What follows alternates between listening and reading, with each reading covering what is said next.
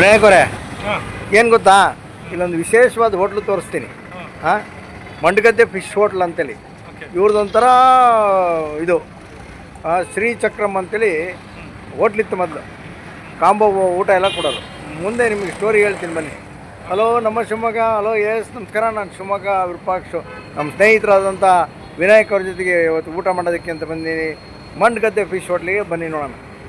ಶಿವಮೊಗ್ಗ ನಗರದ new ಮಂಡ್ಲಿಯಲ್ಲಿ Mandagadde fish hotel ಅಂತ ಈ ಸಿಗ್ನಲ್ ಪಕ್ಕದಲ್ಲೇ ಇದೆ. ಇದು ಮೊದಲು ಇದು ಶ್ರೀ ಚಕ್ರ ಹೋಟೆಲ್ ಅಂತ ಇತ್ತು. ಇವಾಗ ಫಿಶ್ ಊಟದ್ದು ಹೋಟ್ಲ್ ಮಾಡಿದ್ದಾರೆ.